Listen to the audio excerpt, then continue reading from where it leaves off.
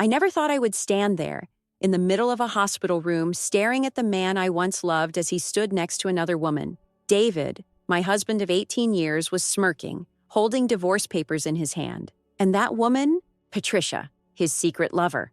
As I lay on that bed, hooked up to machines and struggling to breathe, he boldly announced that he was leaving me. He didn't even seem to care. You're useless. Can't even do the simplest things. You should just sign these papers. And don't worry about the assets. You'll be fine without them. We both know you've never contributed much anyway, David sneered, his words cutting deep. 3 wanted to scream, to throw something at him, to demand an explanation. But in that moment, all I could do was laugh. It wasn't a laugh of amusement, but of disbelief. How did I get here? This wasn't the man I had married. The man who once said he loved me, who promised we would build a life together. The man who used to look at me with affection. Where was he now? David, I managed to say, my voice barely a whisper. You think you can just take everything and walk away? He didn't even look at me as he wrapped his arm around Patricia's waist. She gave me a smug smile, her eyes gleaming with satisfaction. Take care, Mrs. Oh, wait, you're not Mrs. anymore. IIAs. They turned to leave. I felt a rush of anger, but it was mixed with something else, something darker, betrayal. This wasn't just about him wanting to be with someone else. This was about control, about power, and I had been blind to it for far too long. But now it was my turn to take control. We spent the next few days in a haze. The pain from my accident was nothing compared to the emotional wounds David had inflicted on me. But the more I thought about it, the clearer my decision became. I couldn't let him have the last word. I couldn't let him walk away with everything, leaving me with nothing. The more I reflected on the past, the more I saw the truth. I had been a housewife for all these years, supporting David, running our home, and dealing with his increasingly cruel remarks. He had always belittled me, making me feel small, unimportant, as though my worth came only from his approval. He had manipulated me into thinking I was lucky to be with him, that I should be grateful for his generosity. But I wasn't stupid anymore. I wasn't the same woman I had been when I married him, had never worked a day in my life since I married David. I had always supported him, believed in him, cooked his meals, cleaned his house, and made sure everything was perfect for him. But now I realized David had been using me all along. My dreams, my ambitions, my entire life had been put on hold for him. And for what? Lee remembered the days when I first met David. He was charming, ambitious, funny, everything I had ever wanted in a man. But over the years, his true nature emerged. He had become distant, cold, and controlling. His words, which used to be sweet, now felt like daggers. I was no longer his equal. I was his subordinate, expected to cater to his every whim. The moment he said he was leaving me, I knew something had shifted. I couldn't let him control me anymore. The money I had inherited, the assets he didn't know about, it wasn't just about the material things. It was about taking back what was rightfully mine. 3 knew I had to act fast. The divorce papers were just the beginning. I had already planned my next steps, and I wasn't going to let David get away with this. But how could I take back control of my life? How could I make him realize the damage he had done? Remembered something my mother had said to me not long ago. You have more power than you realize, Marilyn. Never let anyone take away what is yours. You've always been strong, and it's time you remembered that. 3 didn't fully understand what she meant at the time, but now in that hospital room, with David's smug face etched in my mind, I knew exactly what she meant. He wasn't just going to take back my life. I was going to make sure David faced the consequences for everything he had done. The assets, the money, the reputation, everything he thought he could take from me. I was going to fight for it all. Started with the divorce papers. I had been carrying them with me for a while, always ready to take action but never quite daring to. But now, I wasn't hesitating. I had waited too long to find my strength. I didn't need David's permission anymore. I didn't need his validation. The weekend passed in a blur. David didn't contact me, which only made me more determined. He thought I would just roll over and accept this. He thought I was too weak to fight back. EBI Monday, the divorce was officially filed. David didn't know it yet, but I had already started moving on. The days passed. I thought about how I had lived my life until now, I had spent so many years prioritizing his needs, his dreams, and his happiness. I had forgotten about my own, but now I had a new purpose. I had my own dreams to follow, my own future to build, and it wasn't going to include David. 3 sat in the sterile hospital room, the beeping of the heart monitor a constant reminder of the reality I had to face. Every breath felt heavier as the day wore on, but it wasn't the accident that caused me pain anymore. It was the man I had spent almost 2 decades with, my husband, David. That day, when he walked in with Patricia, I had felt my heart sink, as if the weight of the world had been placed on me in that very moment. I couldn't breathe. The sheer audacity of his words, the smirk on his face, the way Patricia clung to him like she had won a prize, it all made my skin crawl. It was as if I wasn't even there, as if I was invisible. I couldn't believe it. I thought I knew him. I thought I understood the man I had married. But now, it was clear. He wasn't the same person I had once loved. I lay in that bed, hooked up to countless machines. I could feel the suffocating weight of the years I had spent giving everything to him. I had sacrificed my dreams, my ambitions, and my own happiness for a man who, it turns out, had never cared about me the way I had cared about him. But what really hurt, the fact that he thought he could just take everything from me, my dignity, my self-worth, my future, without even a second thought. He thought I was weak, but I wasn't. And I wasn't about to let him walk away with a smile on his face while I was left with nothing. It wasn't just about the betrayal, though. That was bad enough. But the real sting came from the years of emotional manipulation. David hadn't just cheated on me with Patricia. He had been belittling me for years, making me feel as though I was nothing without him. I had been his housewife, dutifully caring for the home, cooking his meals, and keeping up appearances. But as the years passed, his criticism became sharper, more cutting. "Whose money do you think we're living on?" he'd say after a long day of work, his voice dripping with disdain. "If it weren't for me, you'd have nothing. You should be grateful." Third had internalized those words. Over time, I believed them. I believed I was nothing without him. I had stopped questioning his decisions, stopped speaking up for myself, and had become a shadow of the person I once was. But now, lying in that hospital bed, I realized how wrong I had been. I was capable of so much more than I had ever allowed myself to believe. I didn't need him, and I certainly didn't need his approval. Pulled the divorce papers from the drawer, the ones I had kept hidden for months.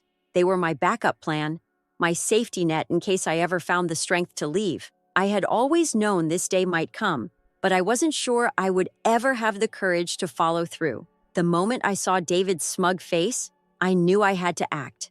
Now, I wasn't going to let him control me any longer. What David didn't know was that I wasn't just a housewife with no assets. My mother, for all her faults, had made sure I would never be entirely dependent on anyone, especially not on a man who treated me like a servant.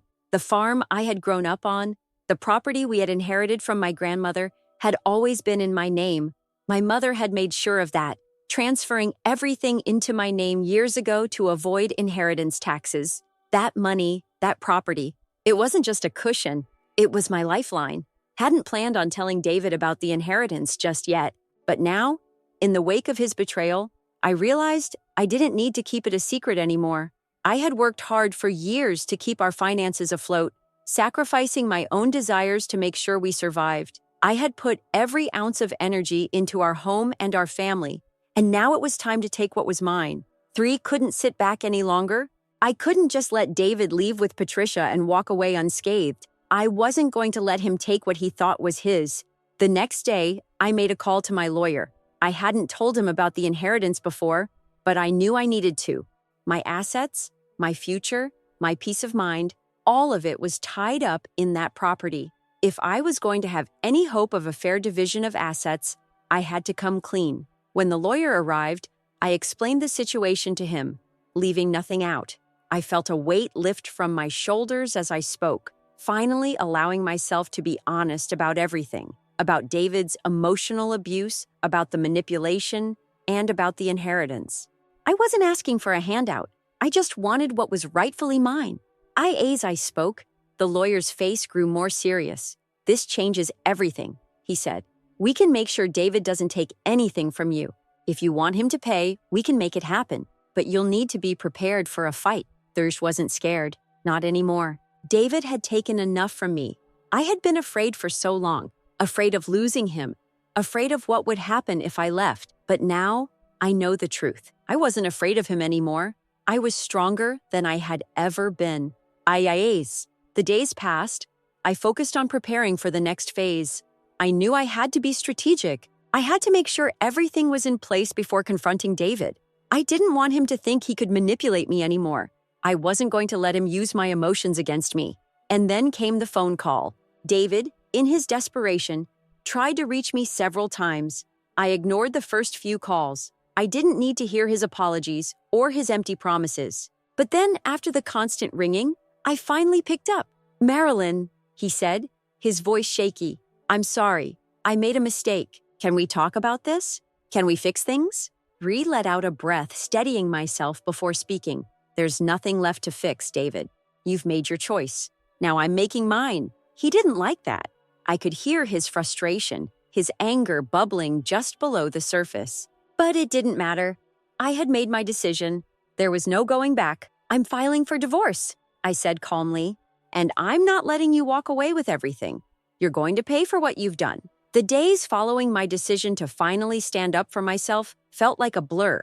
On the outside, I kept my composure, working with my lawyer, organizing my thoughts, and making sure everything was in place for the inevitable showdown. But inside, I was a whirlwind of emotions: anger, betrayal, fear. But more than anything, there was a growing sense of power I hadn't felt in years. David, for all his bravado, hadn't contacted me since I filed the divorce papers. I could tell from the silence that he was doing what he always did, trying to regain control, but this time it was different. I had made my decision. I wasn't going to let him play his mind games anymore. I sat in my lawyer's office, going through the details of the property division and the legalities of our divorce. A thought kept circling my mind. How did I let it go on for so long? David had been a constant presence in my life, but not in the way I had once hoped. What I had thought was love had been manipulation, plain and simple. It wasn't just the affair with Patricia. It was the years of emotional neglect, the verbal abuse, and the way he had systematically worn me down piece by piece. I had been his pawn, and now I was done being controlled. But still, a part of me felt like I was forgetting something. Something important. Something I couldn't quite put my finger on. It wasn't just about David and Patricia anymore. No, there was more to this story. Something deeper. 2 days later, as I sat in my apartment reflecting on the paperwork, my phone rang. I saw his name flash across the screen, and for a moment, my heart stopped. It was David. Hesitated, but then I answered. "Marilyn." His voice was cold, desperate. "I need to talk to you. We can't go through with this. Think about what we've built, the years we've spent together." Could hear Patricia's voice faintly in the background, but I pushed that thought aside. His words were nothing more than hollow pleas. "You've had your chance, David," I said, my voice steady. "This is over. Don't call me again." Before I could hang up, I heard him shout, "I'll make sure you regret this. You won't get away with it." The call ended, and I couldn't help but chuckle bitterly. He still doesn't get it. His attempts to intimidate me only reminded me of the man he had become, desperate, angry, and terrified of losing his grip on everything. But I wasn't scared. I was free. Few days later, I received a visit from someone unexpected. Julia, my old friend, showed up at my door. We hadn't spoken much in the last year, but we had always kept in touch. I was surprised to see her, especially after everything that had happened. "Marilyn," she said, her voice filled with concern. "We need to talk." Invited her in, but as soon as she sat down, I could tell something was off. "I know you're dealing with a lot right now, but I need to tell you something. Something you might not be prepared to hear," Julia continued, her eyes avoiding mine. My stomach churned. "What is it, Julia?" She hesitated before speaking, her voice quieter now. "Patricia? She's my niece." Stared at her in shock. "What?" "I know this is a lot, but I need you to know. I've been trying to stop her from what she's doing, but she's been playing this game with David for months now. She's been using him, but not just for money, there's more. She's been planning to take everything from you." Felt the room spin. Patricia, the woman who had been so smug, the woman who had taken everything from me, she was Julia's niece. This was no coincidence. There was a reason Patricia had targeted David. And it wasn't just about the affair, it was about money, power, and control. My mind raced as Julia continued, explaining how Patricia had been lying about her intentions, pretending to be innocent when in reality, she had been using David to secure a future of luxury for herself. She had convinced him she was the one who would give him the life he deserved. But the truth was, Patricia had been playing him from the start. Julia then dropped another bombshell. She's pregnant, Marilyn. Or at least she says she is. She's been telling David she's carrying his child. But I have a feeling it's all a lie. A chill ran down my spine. The pregnancy was just another manipulation. Another way for Patricia to keep David in her grasp. I had no doubt that if she was pregnant, it wasn't David's child. I could feel the rage building inside me. How many lies had David told? How many times had he tried to manipulate me, thinking I would never find out the truth? Armed with this new knowledge, I felt more confident than ever. Julia had given me the final piece of the puzzle. Now, it was time to take action. The next few days were spent gathering everything I needed. Photos, documents, and evidence of David's affair. I was ready. I wasn't just going to divorce him. I was going to make sure he faced the consequences for everything he had done. For the lies, the manipulation, the way he had treated me as if I was invisible. And, as for Patricia, she would pay for her role in all of this. I wasn't going to let her get away with it. She thought she had won, but in the end, she was just another pawn in David's game. And I was about to expose everything. The day came when I finally decided it was time to confront both David and Patricia. I didn't care anymore about their lies or their threats. I had been silent for far too long. We met at a restaurant just like the day I first learned about the affair. This time, though, I was in control. I had all the evidence I needed to bring them both down. As soon as David saw me, his face twisted into a scowl. Patricia stood beside him, looking smug as ever. But I didn't flinch. I wasn't scared anymore. David, I began, my voice clear and steady. You think you can just walk away from me with everything. You think I don't know what's been going on. But you're wrong. I know everything. David looked confused, but Patricia's eyes darted nervously. She knew. She had to know. I have the proof, David, I said, pulling out the photos and documents I had gathered, and I'm not going to let you take everything from me. The tension in the room was palpable as I sat across from David and Patricia, the weight of the situation hanging heavy in the air. I had made sure to collect every piece of evidence, every document, and every photo that could prove what they had done. They had no idea what was coming. But I did. I had spent months preparing for this moment, and now it was time to take control. David's eyes were narrowed, his lips pressed into a thin line, and Patricia looked at me with that same smug expression she'd worn when she thought she had won. But this wasn't a victory for them. It was my turn. You think you can just walk away from me like this? I asked, my voice steady but cold. You think you can take everything from me and leave me with nothing? David scoffed, his usual arrogance evident. I don't need to explain myself to you anymore. You're not my wife. This is over. Not so fast, I replied, leaning forward slightly. You think this divorce is the end of it?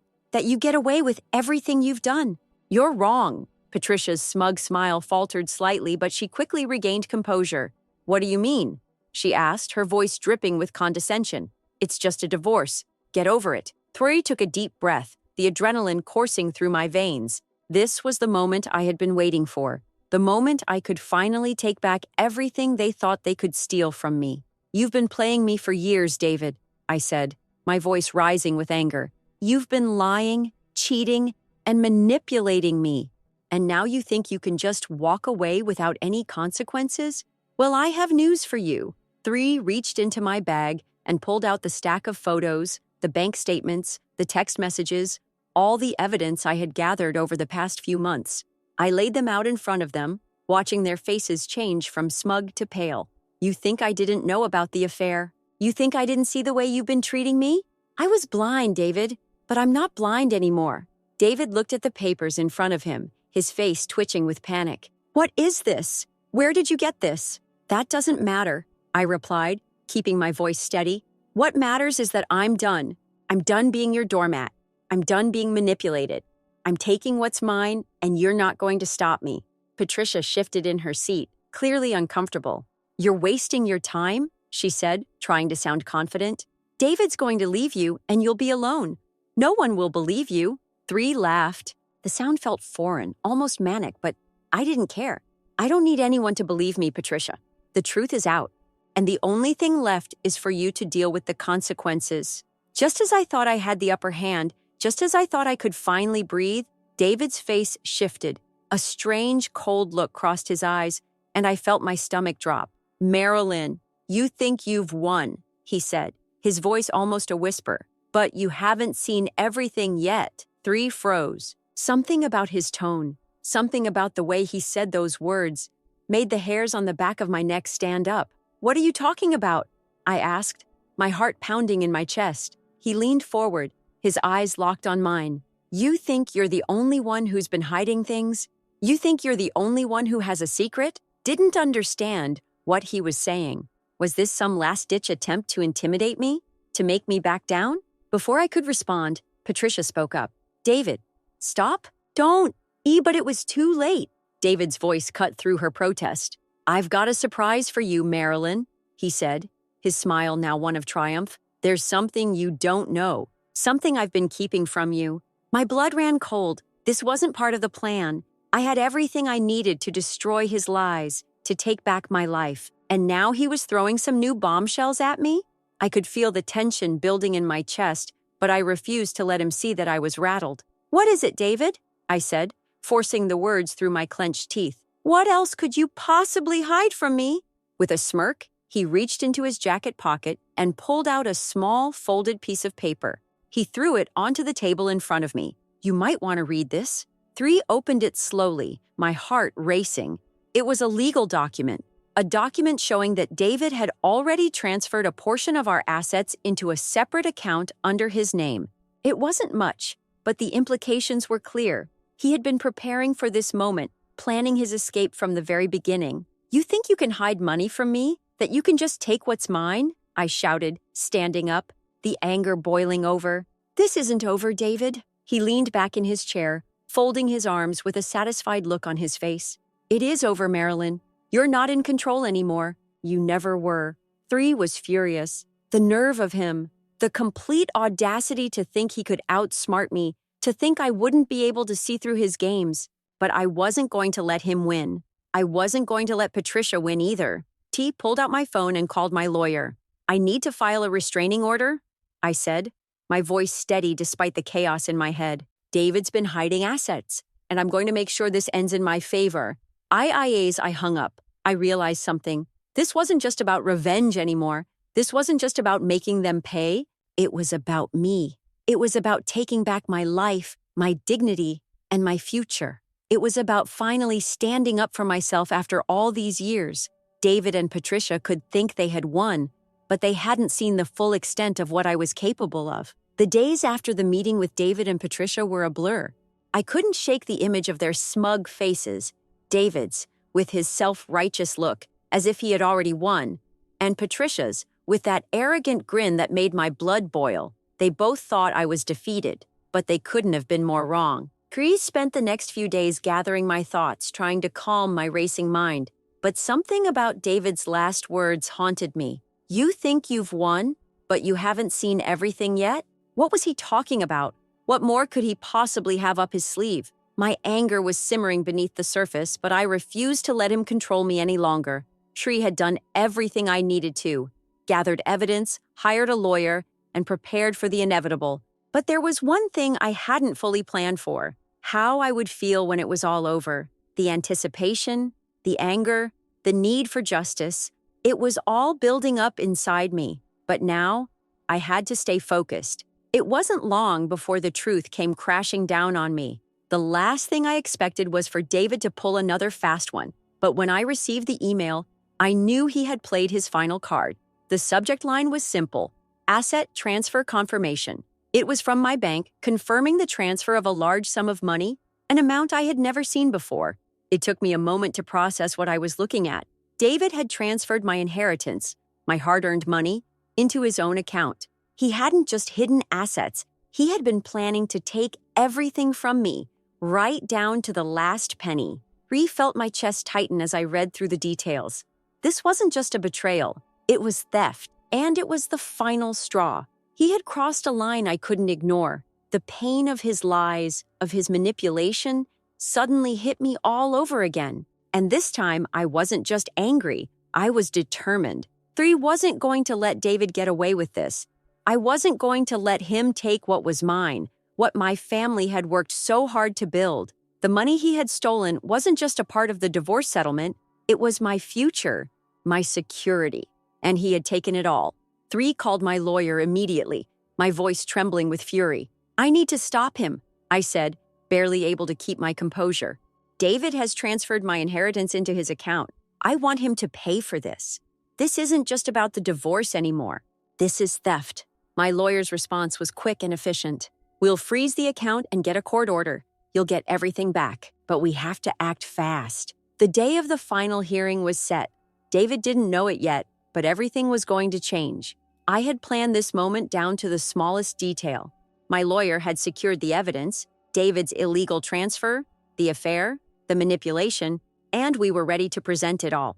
3 walked into the courtroom with a calm I hadn't known I was capable of. As I sat there, facing David for what would likely be the last time, I realized how much I had changed. I was no longer the woman who had been controlled by his lies. I wasn't afraid of him anymore. I was stronger than I had ever been. David, on the other hand, looked like a man who had already lost. His shoulders were slumped, his jaw clenched. He knew the game was up, but as always, he tried to act like he was still in control. "I don't know what this is all about," he said, his voice shaky. "I've already signed the papers. There's nothing left to discuss." But I wasn't about to let him off that easy. "You're wrong," I said, my voice steady. "You've stolen from me, David. You've tried to hide it, but I have all the proof I need. And now, you're going to pay for it." 3 watched as his face paled, the color draining from his cheeks. For a moment, he looked like a man who had just realized the full extent of his actions. But it wasn't regret in his eyes, it was fear. And that, for me, was the sweetest taste of justice. The hearing lasted for hours, but in the end, it was clear who had won. The judge ruled in my favor, ordering David to return every penny he had stolen and to pay compensation for his actions. Patricia was also ordered to pay a portion, though I knew I would never see the full amount. But it wasn't the money that mattered. It was the satisfaction of knowing that David, for once, couldn't get away with his manipulation. He was going to pay for the pain he had caused me, and I was finally free of him. The proceedings wrapped up and we left the courtroom. I turned to my lawyer and gave him a small, satisfied smile. "It's over," I said. And it was. The day after the final court hearing, I woke up with a sense of clarity I hadn't felt in years. The weight that had been crushing my chest, the constant fear and uncertainty, was finally gone. It wasn't just the divorce, it was the closure, the justice. For once, I could breathe without the constant reminder of David's betrayal hanging over me. For once, I was free. Looked at the small apartment I had moved into a few months earlier. It wasn't much, but it was mine, my sanctuary, the place where I could finally rebuild my life on my terms. And for the first time in years, I felt hopeful. The past months had been filled with emotional upheaval, but they had also been filled with learning. I had learned that I was stronger than I thought, that I didn't need anyone's validation to be happy. I had learned that justice wasn't always easy, but it was worth fighting for. And most importantly, I had learned that I didn't have to live in fear anymore. David's response to the court's ruling had been predictable. He threw a tantrum, insisting that it wasn't fair. He had tried every trick in the book to make me feel guilty, to make me doubt my decision, but none of that worked anymore. I had seen through his manipulation and I was no longer willing to fall for it. He was upset, and rightfully so. He had lost everything. Patricia, on the other hand, was silent. I never heard from her again after the hearing. I didn't care. She had been nothing but a pawn in David's game, and I had no time for her. The satisfaction I felt when I thought of her was bittersweet. She had made her choices, and now she was dealing with the consequences. But what gave me the most satisfaction wasn't their defeat. It was my own victory. I had taken control of my life again. I had found my voice, and I had reclaimed everything that had been stolen from me, not just the money, but my self-respect, my dignity, and my peace of mind. A week later, I received a call from my lawyer. He informed me that the money David had hidden, the assets he had tried to steal from me, had been fully recovered. The legal process had been long, but in the end, I had gotten everything back. But again, it wasn't the money that mattered. What mattered was the journey of reclaiming my life. 3 stared at the bank account statement in front of me, the large sum of money now back in my control. It was a reminder of how far I had come. It was a reminder that I could do anything I set my mind to. But the real reward was not the money. It was the freedom I felt, the ability to make my own choices, the power to shape my own future. I didn't need anyone's approval to live the life I wanted, and I didn't need anyone to tell me what I was worth anymore. The first thing I did after the money was returned was pay off all my debts. It felt liberating to clear everything and start fresh. I knew that there was still a long road ahead of me, but I was ready to take it. Also decided to take a trip, a long overdue vacation. I had spent years taking care of everyone else, putting everyone's needs above my own. Now, it was time to take care of myself. I booked a flight to a quiet coastal town where I could finally relax and recharge. No drama, no manipulation, just peace. It was during this trip that I realized how much I had changed. I had been through so much, but it had only made me stronger. I had faced betrayal, and I had fought back. I had learned to trust myself again, and as I sat on the beach, watching the waves crash against the shore, I realized that I was finally at peace with myself. For the first time in years, I could truly say I was happy. I didn't need anyone else to validate my happiness. I had everything I needed right within me. When I returned from my trip, I felt like a new person. I had taken the time to reflect, to think about what I wanted from life, and I knew exactly what that was. I didn't need to chase after a perfect life anymore. I didn't need to fit into anyone's idea of what I should be. I was going to live for me. I was going to be the person I had always wanted to be, strong, independent, and free. Julia, my best friend, had been there for me every step of the way. She had supported me when I felt lost and celebrated with me when I found my strength. Our friendship had grown even stronger through everything, and we had made plans to start a small business together. It was something I had always wanted to do, but had never had the courage to try. Now, I was ready. 3 was going to build something for myself, something that was mine and mine alone. And this time, I wasn't going to let anyone take it from me. David's betrayal had taught me many lessons, but the most important one was this: no one has the power to define my worth but me. It's been months since the divorce was finalized, and I haven't looked back. David's life, once so intertwined with mine, is now a distant memory. He tried to destroy me, but in the end, he was the one left with nothing. And I found freedom. I've created a life for myself that I'm proud of. I've surrounded myself with people who respect me, who lift me up instead of tearing me down. I'm no longer the woman I was, the woman who lived in fear. I'm stronger, more confident, and finally, at peace. IAs. I sit here now, looking out the window at the life I've built. I realize just how far I've come. I've been through hell and back, but I emerged stronger. And for the first time in a long time, I know that I'm going to be okay.